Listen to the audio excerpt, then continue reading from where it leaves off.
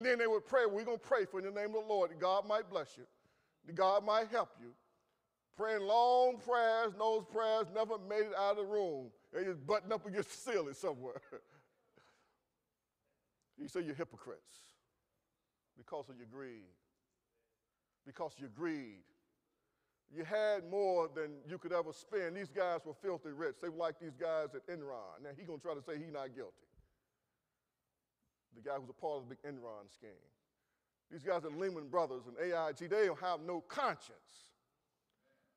Here we messed around and globalized the world economically, and we set up a system whereby they could almost destroy the entire world's economic system. So those toxic, worthless, mortgage-backed securities that they had created in this country, we now got those things going all over the world. And that's why a lot of these people in these other countries, they hate us. They hate us because we've ruined their economy. They invested in these mortgage-backed securities that are worthless pieces of paper.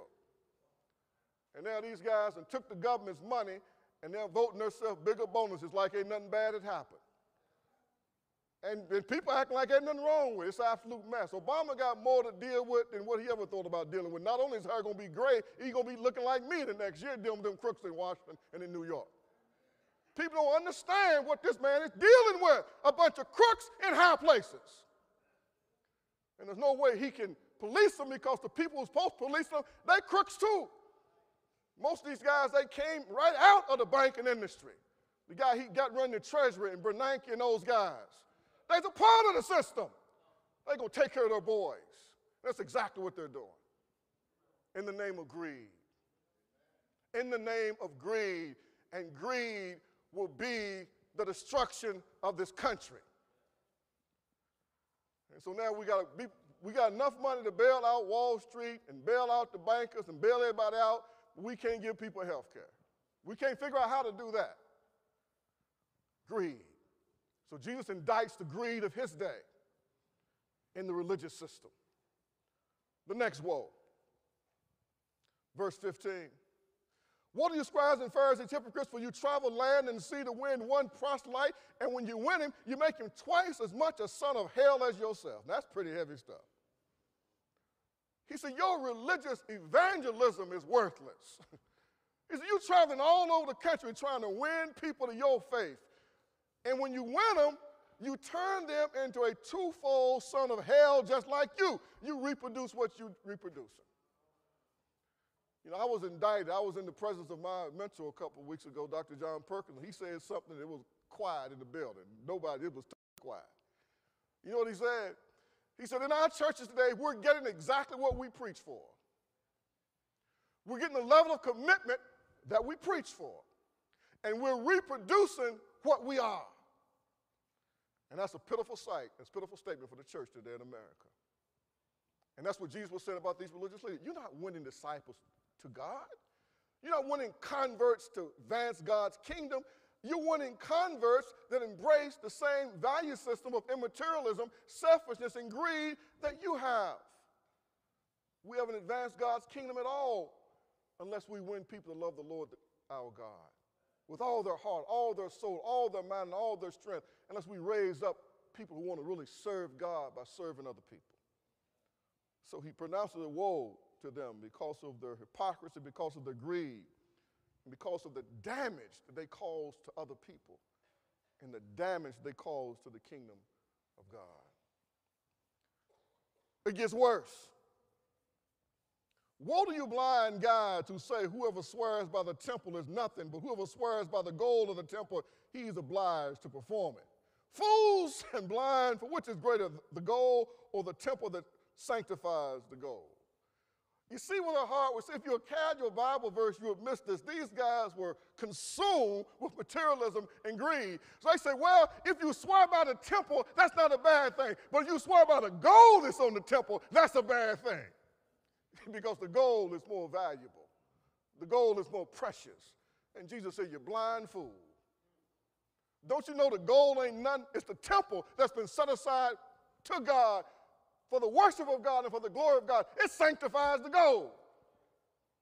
The gold doesn't add any value to the temple. It is the temple that is the place where God has agreed to meet with his people. That's what has value in terms of its symbolic value to God, not because you put gold on it. Fools and blinds, verse 70, which is greater, the gold or the timber that sanctifies the gold? And whoever swears by the altar is nothing, but whoever swears by the gift that is on the altar, he's obliged to perform it. He says, if you come to the altar and you swear on the altar, that don't mean anything. But if there's a gift on the altar, money, sacrifice, then you're obliged to perform it. So he pronounces a woe to them because of their spiritual ignorance. Verse 20, therefore he who swears by the altar swears by it and by all things on it. If you swear by the altar, you don't swear by everything on the altar. That's what the Bible instructs us. We should not swear. Our yes should be yes. Our nay should be nay. We don't need to be adding to our lie by saying, I swear. Swear before God in heaven. No, don't bring him into this.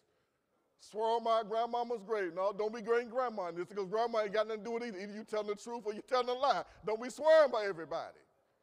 Yes, yes, no, no. That's good enough. The spiritual ignorance.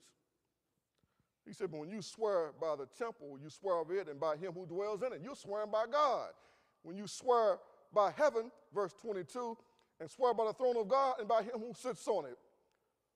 Woe to you, scribes, Pharisees, hypocrites, for you pay tithe of mint and anise and cumin, and have neglected the weighty matters of the law, justice and mercy and faith.